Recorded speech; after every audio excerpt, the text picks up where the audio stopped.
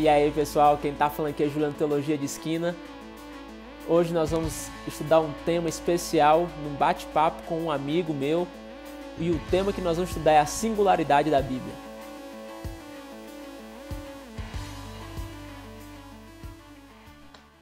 Meu amigo William, se apresente aí para o nosso público. Tudo bem, Juliano? Tudo bem, meus amigos? Meu nome é William Hertal, eu sou do Paraná, mas faz 8 anos que moro aqui na Bahia e há 1 ano que estou aqui em Salvador. E é uma alegria estar aí com o pessoal do Teologia de Esquina para a gente bater um papo. A gente inverteu aí as moradias, né? Pois Eu vim é, para o Paraná, exatamente, eu baiano vim para o exatamente. Paraná e você, E eu sou paranaense, foi para a Bahia. paranaense e moro na Bahia, exatamente. Gente, hoje nós estamos aqui para poder conversar um pouquinho sobre a singularidade da Bíblia e a gente vai conversar um pouquinho sobre revelação, revelação geral, revelação especial. William, vou começar já, vamos já partir direto para o ponto já da direção da nossa conversa. O que seria revelação geral? Primeiramente, Juliano, eu acho interessante a gente deixar claro para o nosso ouvinte, para o nosso telespectador, né, o que é a própria revelação teologicamente falando, Sim, sim. biblicamente falando. Né? É o ato de Deus, um Deus que não pode ser encontrado pelo ser humano.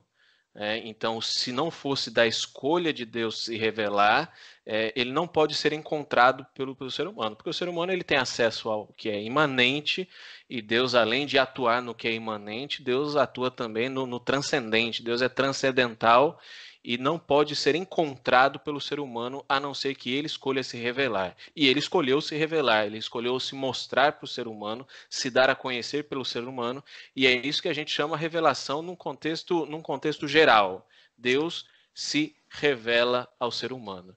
E aí a gente tem, né, como você falou, 2 tipos de revelações, né? Revelação especial e revelação geral. Revelação geral são as marcas que Deus deixou naquilo que ele criou, como, por exemplo, a criação. Criação é um aspecto da revelação geral.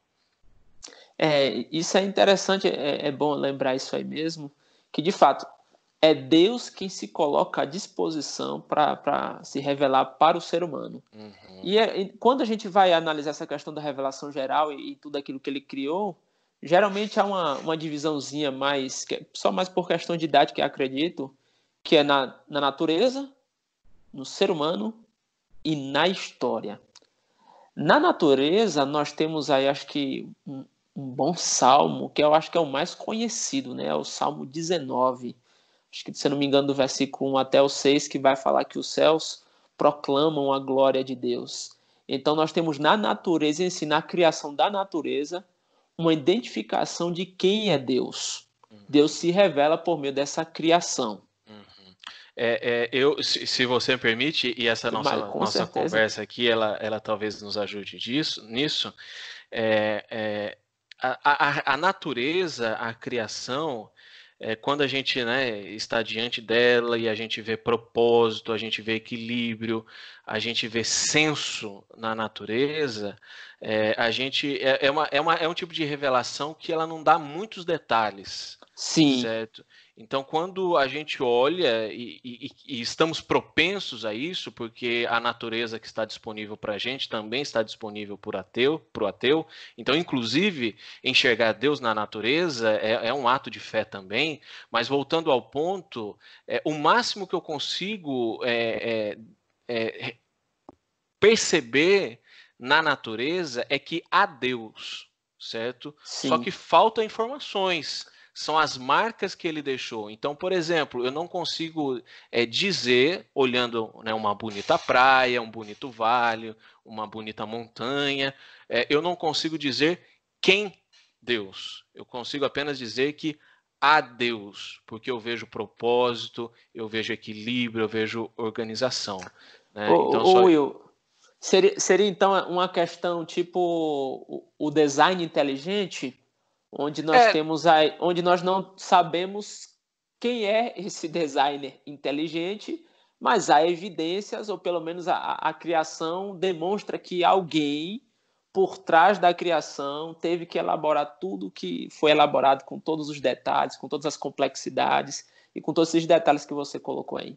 Exatamente, né? Design inteligente, ele até foge um pouquinho dessa questão teológica de revelação bíblica e vai mais para uma parte de explicação do começo das coisas, do surgimento do universo, que vai partir da teoria. Se há criação, há criador. Se há desenho, há desenhista.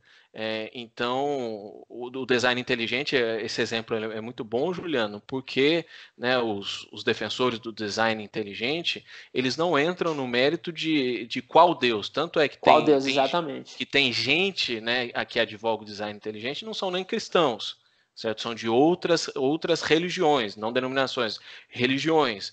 Porque o design inteligente, sim, não entra no mérito de qual Deus, mas que há um desenhista, né, um designer por detrás da criação.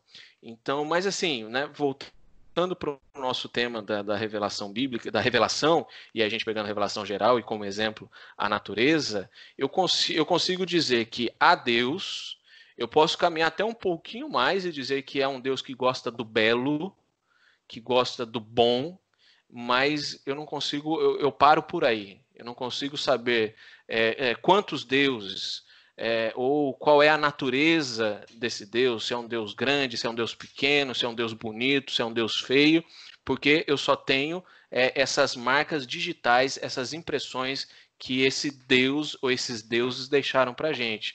Por isso que a revelação geral, ela não é capaz de suprir todas as nossas indagações a respeito desse Deus. É por isso que é geral. É por isso que é geral, exatamente. É bem geralzona, né? Mesmo. Em outras palavras, poderia se dizer genérica. É uma revelação genérica. Veja, como nós somos cristãos, a gente está partindo já do pressuposto de entender que Deus, esse Deus é o Deus da Bíblia. Nós cremos na criação e que Deus criou o ser humano. Apesar da existência do pecado, é possível enxergar revelação divina no ser humano. Essa revelação geral do ser humano. Quais seriam essas características que nós poderíamos identificar no ser humano de que há um Deus, mesmo que a gente não saiba que Deus é esse? O que os teólogos e filósofos vão dizer sobre isso é que dentro do ser humano há uma espécie de bússola moral, certo? Então há um senso do que é certo e do que é errado. Se há um senso do que é certo e o que é errado, esse certo e errado é baseado em quê?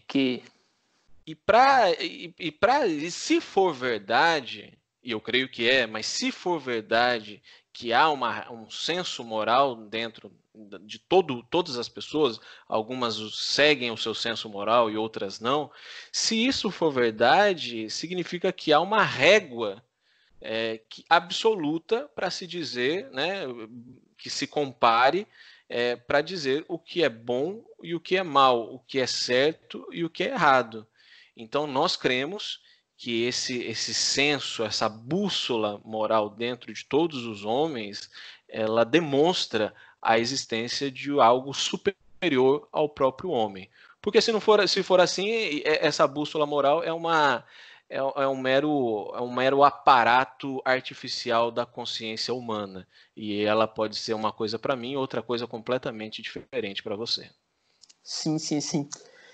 Vamos partir então para a parte da história e depois já parte para a revelação já especial. Nós cremos aí que Deus ele tem conduzido a história e os eventos históricos vai estar demonstrando essa existência de Deus. E quais seriam outras características que nós conseguiríamos perceber aí dessa revelação histórica de forma geral de que existe, de que há um Deus? E aí, novamente, também é um exercício de fé, quando a gente percebe que certos eventos da história ou a marcha histórica, ela não corre de forma aleatória. E a gente vai enxergar isso principalmente na história de Israel. Então, o chamado de Abraão, os patriarcas, e a gente vê Deus levando aquele povo, conduzindo aquele povo para o ápice daquele povo, que é o nascimento do Messias. Então, são indícios, sinais, marcas, que nós, novamente, nós não, só olhando a história, novamente, nós não sabemos quem Deus, mas que há Deus, que a história ela não está solta, ela não está sem freio, sem rédeas, mas que existe algo superior ao homem que conduz a marcha do tempo. Nessa questão agora, já partindo já para a revelação especial, nós temos aí essa escolha de Deus de se revelar de forma mais específica para algumas pessoas, para uma nação especificamente também, logo a princípio. Então nós temos aí Abraão, nós temos o reino de Israel. Então na revelação especial nós temos esse trajeto. Mas quando nós estamos tratando da Bíblia especificamente, porque a revelação suprema especial nós temos em Cristo, na pessoa de Cristo. Mas na Bíblia, como que nós enxergamos essa revelação especial? O que há na Bíblia que demonstra que ela é especial e ela não é geral? Para o pessoal entender. Note que aí a gente mudou de um cenário completamente. Então nós dissemos, olha, na natureza nós entendemos, intuímos que há Deus, mas nós não temos muitas informações a respeito desse Deus, se ele é uno, se ele é poli, se ele é bonito, se ele é feio, não dá para saber. E aí começa o que nós chamamos agora de revelação especial. Talvez o melhor nome ainda que revelação especial seja revelação específica, porque aí começa a especificar e a gente começa a entender e a perceber agora qual Deus ou quem Deus, quem é esse Deus. E nós cremos como cristãos que a Bíblia ela é a revelação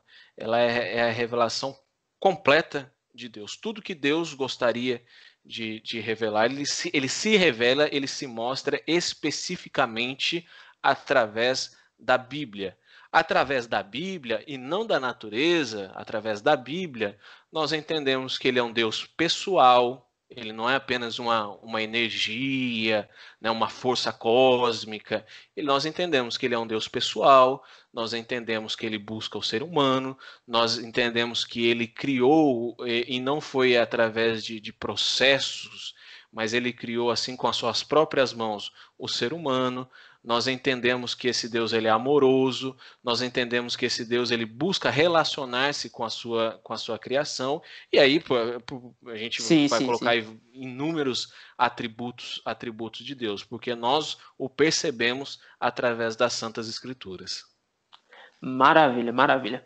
Wilson, até para o pessoal que está acompanhando a gente aqui poder compreender, parece ser clichê para a gente que é cristão, né, chegar e assumir e admitir essa revelação, só que essa revelação tanto especial, principalmente, melhor dizendo, especial, ela em dado momento ela vai ser atacada por outras filosofias, por outras ideias, dizendo que, na verdade, por exemplo, não temos como saber se de fato esse Deus que está sendo revelado na Bíblia é de fato Deus, o Deus que nós estamos dizendo, ou simplesmente foi uma criação de várias junções de religião, costumes e tantas outras coisas. E é por isso que é importante a gente poder ter essa consciência, que inclusive a gente está partindo de um pressuposto para podermos chegar a essa conclusão daquilo que você já tem explicado. Quando nós vamos agora, há uma expectativa, quando vamos para a Bíblia, há essa expectativa. O Antigo Testamento vai anunciando a chegada de um Messias. As coisas vão apontando para a chegada desse Messias. Em Gênesis, nós temos já, logo, se eu não me engano, no capítulo 4, já uma divisão de descendência. A descendência de Caim e a descendência de Adão, que vem por Sete ali, mostrando que o Messias vai vir por essa linhagem aqui, pela de Sete. Então já começa essa divisão e já começa o Antigo Testamento, ele já começa a fazer essa progressão da chegada do Messias. Quando enfim chega o Messias, o que nós vemos então de quem é, agora já buscando responder quem é Deus, que Deus é esse? A Bíblia ela traz assim várias informações a respeito de Deus. E eu posso ter várias informações a respeito do Juliano, a respeito do Pedro, do José. Posso ter várias informações, várias. E olha, tem aqui uma descrição completa.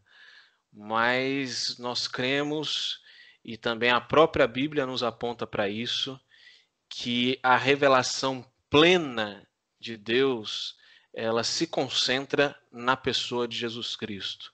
Hebreus vai falar que ele é a expressão exata do ser de Deus. Paulo, em Colossenses, vai falar que ele é a imagem de um Deus invisível. Olha o contraste que Paulo usa, né? O paradoxo. Um Deus que é invisível, né? Lembra que a gente falou lá no começo, um Deus que está imperceptível aos olhos humanos, inalcançável aos olhos humanos, um Deus que não se vê, invisível, mas que está refletido ou está exposto na sua imagem, que é Jesus Cristo. Então, a face visível de Deus é Jesus Cristo. E o próprio Jesus Cristo vai falar: quem vê a mim, vê ao Pai. Então, através dessas informações, dessas palavras, a gente vai entender que a pessoa de Jesus Cristo é a revelação plena de Deus. É impossível conhecer Deus.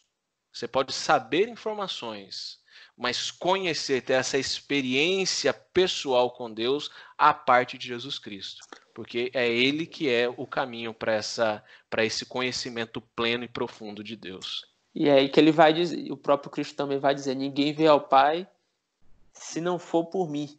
Exatamente. Eu não me lembro agora qual foi o episódio, mas tem um episódio semelhante onde alguém pergunta: revele pra gente ao Pai, mas Jesus vai responder: mas eu tô aqui, vocês estão comigo há tanto tempo e vocês estão me perguntando isso, me pedindo isso? Exato. Nós vamos partir agora para a natureza da Bíblia. Nós estamos dividindo nosso tópico aqui em revelação, inspiração e iluminação. Então, como a princípio você já havia dito, Deus escolhe revelar. E ao ele se escolher revelar, ele escolhe se revelar de determinadas formas. Então, nós temos visões, nós temos sonhos, nós temos agora a escrita, né? Que no caso o profeta ele vai escrever, o profeta vai proclamar essas visões, esses sonhos, e o profeta, esse é o que numa tradução mais literal seria dizer o porta-voz de Deus. Então ele que vai estar falando. Então na revelação da Bíblia a gente encontra esses modos. E um assunto mais delicado, acredito eu, que seria o da inspiração. Porque a inspiração, na verdade, a Bíblia não usa essa expressão, e fica agora a critério, os teólogos vão começar a estudar, a pesquisar como isso se dá, porque vamos supor, beleza, a Bíblia fala que, olha, tá aqui, é por sonho, por meio de visão, beleza. Porém, quando chega assim, e como é que é isso? Como é que se dava isso? Como é que se dava esse processo, esse modo de operar essa visão, a ponto que a pessoa ter essa convicção que é de Deus? E agora, como eu teria mais convicção ainda que o que está escrito na Bíblia é, de fato, palavra de Deus. Então, a gente começa agora a caminhar por um processo que a gente vai perceber que a Bíblia que tem que dar essa resposta. E, em muitos momentos, é um ato de fé. A crença, né, nesse processo de inspiração é também um ato de fé. Com certeza. Quais os modelos, Will, assim, que nós temos? Claro, acredito que não vai dar para a gente percorrer todos os modelos, mas há os modelos básicos que a gente conversando aqui já em outros momentos sobre, há um jogo de palavra, né? Não, é ditado verbal, não, é plenária, não, é inspiração, e aí vai, inspiração do pensamento, fica esse jogo de palavra. A gente tem que deixar claro aí para o nosso telespectador, isso pode parecer óbvio para muita gente, Juliano, mas talvez para alguém não seja. É a gente entender que a Bíblia como livro sagrado dos cristãos, e nós consideramos, né, dessa forma, a Bíblia como livro sagrado, ela não é um produto pronto que cai do céu. Ela é um livro que na realidade ela é uma biblioteca de livros, um compilado de livros e documentos e cartas e poemas e relatos e relatórios que são compilados e formam o que a gente chama de Bíblia. E isso demorou décadas, séculos e milênios para isso se formar, para isso se ficar pronto. E a Bíblia em si, ela não é a revelação em si, mas ela é o produto da revelação. Então, como você falou, né, é um aspecto de fé, é um exercício de fé. Nós cremos que em determinados momentos da história, Deus escolheu pessoas específicas, e Deus se mostrou para essas pessoas, se revelou a essas pessoas. E a gente vai falar aqui em modelos gerais, né? Você vai ter livros da Bíblia que eles são feitos através de, não necessariamente de um sonho, de uma visão, mas de uma pesquisa, e é revelação do mesmo jeito, é Deus se revelando a pessoa de diferentes formas. Num aspecto geral, né, revelação é esse ato de Deus se mostrar. E aí você pergunta, e sobre a inspiração? Então, a partir do momento que o profeta recebe a revelação de Deus, é muito mais importante do que informações, o profeta ele vê a Deus, vê no sentido filosófico, não com os olhos, no sentido teológico. Ele contempla a Deus, ele recebe informações, mas ele conhece a Deus. E aí agora ele é desafiado pelo Espírito a colocar isso agora no papel. Ele vai escrever porque ele quer deixar revelado, ele quer deixar registrado esse encontro que ele teve com Deus. E aí quando ele vai colocar isso no papel, acontece, e aqui é tudo, são separações apenas didáticas. E aí acontece o que nós chamamos de processo de inspiração, que através do Santo Espírito, para que aquele profeta não coloque ali palavras que não tenham nada a ver ou que sejam contrárias ao espírito da revelação, há ali uma espécie de assistência do Santo Espírito para que boas e corretas palavras sejam colocadas ali, para que isso chegue até nós, para que a gente tenha essa participação. Ler a Bíblia é participar daquele momento em que Deus se revelou ao profeta. Nós voltamos no tempo e participamos daquele momento de revelação. Só mesmo para uma questão que alguns talvez gostam mais dessa informação técnica também, a Bíblia não vai usar a palavra inspiração, mas ela vai usar palavras, a palavra em grego, por exemplo, theopneustos e feromenoi. E esse theopneustos é exatamente uma tradução bem literal mesmo, é o soprado por Deus. Soprado de Deus. Então, esse soprado por Deus, e é basicamente o dilema do estudo da inspiração, exatamente como isso se dá. Então, a palavra que eu falei foi feromenoi, que é basicamente também ser movido, né? Ele está sendo impelido, arrastado pelo Espírito. Exatamente, que são palavras que tanto feromenoi, se eu não me engano, é usado por Pedro, na carta, acho que se eu não me engano é a primeira ou a segunda carta de Pedro, no capítulo 20, verso 20 e 21, e theopneustos já vai ser usado por Paulo na carta a Timóteo. Então nós temos essas palavras que são usadas e dentro do meio desse estudo do que seria inspiração, nós temos, acho que a primeira, pelo menos que geralmente a gente estuda e vê logo de cara, é a inspiração verbal. Quando a gente está tratando do assunto inspiração verbal, alguns tendem a direcionar a inspiração verbal para um ditado de palavra, onde, na verdade, aquilo que você disse da participação do ser humano é como se o ser humano não tivesse uma participação. Ele, na verdade, ele está só escrevendo aquilo que Deus está ditando para ele poder escrever. Uhum. E aí alguns fazem uso dessa ideia de inspiração para poder afirmar que na Bíblia não contém erros de conteúdo, nem erros de hipótese alguma, de nenhuma possibilidade, nem de escrita. Só que quando a gente vai ler a Bíblia, lá estão os erros humanos. E quando a gente está falando de erros humanos, nós não estamos, até para o pessoal poder entender, quando a gente está falando de erro aqui, nós não estamos falando do erro da mensagem, do que é revelação de Deus. Nós estamos falando de erro de gramática, estamos falando de linguagens que são expressas não cientificamente. Então, por exemplo, quando você fala que no episódio de Josué diz que o sol parou, o sol não parou. A gente entende, cientificamente falando agora, que o sol não parou. Mas na linguagem humana, o sol parou, assim como hoje também a gente continua dizendo, nascer do sol, pôr do sol. Então a gente percebe na inspiração bíblica, partindo do que a Bíblia vai estar dizendo, de como foi esse mover, que havia uma linguagem humana, há uma participação humana presente.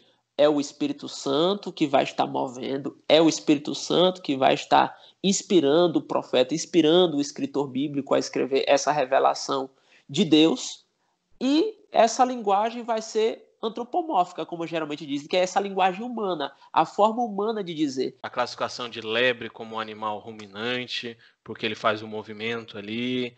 Exato. E para quem não está se recordando dessa referência de Will aí, nós temos em Levítico 11, Moisés vai dizer exatamente isso, que a lebre rumina, só que hoje a gente, cientificamente falando, pesquisando, percebe que a lebre não rumina. Mas quando você vai olhar pela classificação onde ela se encontra, ela está classificada no lugar certo. Exatamente. A Então, mensagem não se altera em nada. Né? Então, a Bíblia, ela contém... É um jogo de palavras e a gente tem que ficar muito esperto aqui para não cair em armadilhas sim. e ser tirados do contexto. Eu afirmo categoricamente, a Bíblia ela não erra, ela é inerrante, Sim. mas a despeito de conter certas imprecisões, Ótima colocação. Imprecisões e aparentes contradições. Se você pegar lá os 4 evangelhos, cada evangelista vai dizer que estava escrito em cima da cruz de Cristo lá. Então vai estar lá Jesus, rei dos judeus, outro vai estar Jesus Nazareno, rei dos judeus. E aí vão ter pequenas variações. E aí, qual é o certo? Só um pode estar certo e os outros estão errados, mas não interessa exatamente o que estava escrito, e isso para mim pessoalmente corrobora a veracidade dos evangelhos, porque eles não sentaram assim, vamos narrar a mesma história. Ou até mesmo dizer que essa escrita foi sendo manipulada, porque foi sendo manipulada. Se fosse manipulada, ia ter que fazer essas correções para deixar, como é perfeito. Exatamente, eu ia tirar as incorreções, e isso não acontece. Mas a mensagem principal é: Jesus ele foi escarnecido, ele foi vítima de escárnio na cruz, independentemente da exata frase que estava ali pendurada. Então a Bíblia ela contém imprecisões. E aí, por isso acaba sendo importante quando a gente entra nessa seara do ditado verbal, da inspiração verbal, da inspiração de pensamento. Porque se a Bíblia ela for simplesmente um ditado e o profeta é apenas alguém que está fazendo uma psicografia, sim.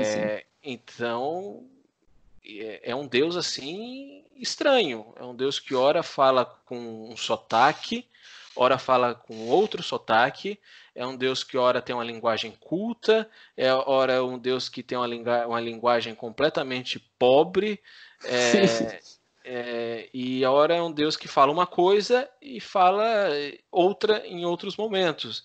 Então a gente crê que na realidade Deus se revelou ao profeta, e o profeta ali ele escolhe do próprio vocabulário, com as próprias palavras, com o vocabulário que ele tem acesso, com as imperfeições que ele tem, imperfeições inclusive conceituais, e ele vai colocar no papel. Só que ele não faz isso sozinho, ele faz isso sob a supervisão do Espírito Santo, porque para que, a despeito dessas pequenas imprecisões, a mensagem não seja alterada. E é isso que nós cremos.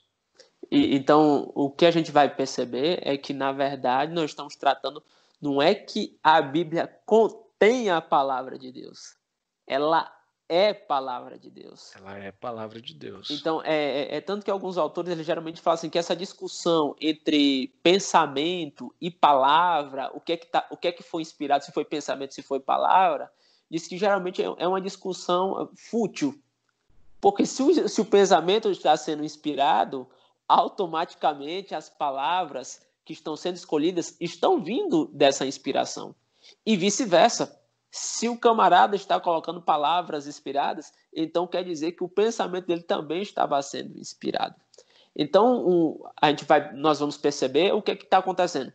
Toda a Bíblia ela é inspirada. Então, não existe um setor, uma parte, uma seção. Não, essa partezinha aqui é inspirada, essa outra parte não é inspirada. Então, na verdade, é toda a Bíblia. E a gente vai perceber que é algo miraculoso mesmo, de fato, em permanecer a escrita. A gente acabou, se apresentou e não disse muito bem sua formação. O Will ele é formado em História, e eu acho que você vai falar com muito mais autoridade do que eu. Existem coisas dentro da história antiga que nós acreditamos e nós não temos a quantidade de documentação, a maneira como foi documentada a Bíblia, foi bem melhor do que muitas coisas que nós cremos na história antiga e, se possível, queria até que você desse exemplos. Por exemplo, os escritos de Platão. Os escritos de Platão eles são a base de toda a filosofia ocidental. Mas você não tem autógrafos de Platão e nem autógrafos dos discípulos de Platão que registraram o que ele escreveu. Então são manuscritos que vêm passando de geração em geração, de tempos em tempos, até que a gente chega aí às obras de Platão que a gente tem disponível hoje. Né? Então, e também não é a mesma quantidade de cópia também que nós temos. Exatamente. Então ninguém hoje duvida que o livro A Política é de Platão, não há assim, um questionamento sobre isso. Mas é um texto que foi sendo transmitido de forma, no começo, muito rudimentar ao longo dos anos. A mesma coisa com as escrituras, com a diferença que as escrituras, por ter esse cunho religioso, foi feito muito mais, com muito mais vivacidade do que os próprios escritos de Platão. Então, é algo que nos dá bastante segurança de crer que a Bíblia que a gente tem hoje é a Bíblia escrita pelos profetas. As nomenclaturas é um esforço humano de deixar mais didático para que as pessoas, para que todos nós possamos compreender melhor como se dá esse processo de inspiração. Mas o que a Bíblia, como a gente não tem um modelo específico, a Bíblia não diz esse modelo, mas a Bíblia deixa características de como funciona. Deus vai inspirando o profeta por meio de visão, por meio de sonhos, ou de outras formas, como nós temos o Evangelho de Lucas, por meio de uma pesquisa, Deus também está inspirando Lucas, está sendo sobre a supervisão do Espírito Santo, essa pesquisa que ele está fazendo, trazendo todas essas informações. E no frigir dos ovos aí, o que nós temos é uma Bíblia toda inspirada por Deus. Usou escritores humanos que, com suas fraquezas, fragilidades, imprecisões, escreveu essas revelações que Deus concedeu para eles, quer seja por meio de sonho, visão, pesquisa, da maneira que for. Will, eu queria que você deixasse sua mensagem para um jovem, um estudante, um adulto, uma pessoa que está estudando. Ele tá galgando essa caminhada de busca, de reflexão sobre o estudo da Bíblia. Primeiramente, Juliano, deixar sempre claro, sempre, eu gosto de deixar isso aí muito claro. Tudo que se refere a Deus, à religiosidade, é um exercício de fé. Como que nós sabemos que a Bíblia é um livro inspirado? Como que nós sabemos? Como que responde essa pergunta? Usando os textos da própria Bíblia? É uma coisa que não faz sentido. Qual é a autoridade externa que prova para a gente que a Bíblia é um livro inspirado? É um exercício de fé. Então, cremos, primeiramente, nós como cristãos, a base da nossa fé é a pessoa de Jesus Cristo. Nós cremos em Jesus Cristo, cremos que ele é revelado para a gente através das Sagradas Escrituras e cremos que ele aponta para as Sagradas Escrituras. Então, o apelo e a exortação fica no sentido de que há um melhor jeito de estudarmos as Escrituras, que teologia e pensamentos teológicos e religiosos, eles não se fazem com versículos bíblicos esparsos, há um jeito sistemático, e eu não estou dizendo que eu sei esse jeito, mas há um jeito, e fica o convite para você jovem, seja para você adulto, a nós juntos aí, a gente iniciar essa caminhada de estudo das Escrituras, de reflexões a respeito das Escrituras. Ok. Will, meu amigo, eu só tenho a lhe agradecer aí pela eu que agradeço oportunidade de você se disponibilizar esse tempo. E eu convido aí a todo mundo aí que está assistindo a se inscrever no canal Teologia de Esquina. Juliano, a gente acabou não se apresentando aqui, Juliano é teólogo formado, né? Apesar de eu ter formação em Direito e em História, nós fizemos um mestrado em Interpretação Bíblica juntos, dividimos aí a sala de aula. O Juliano sempre foi um destaque na sala de aula, então eu convido você a se inscrever no canal aí, que amigo é tudo. É certeza de fonte confiável de informações teológicas. Meu amigo, obrigado aí, um abraço para sua família e até a próxima. Valeu!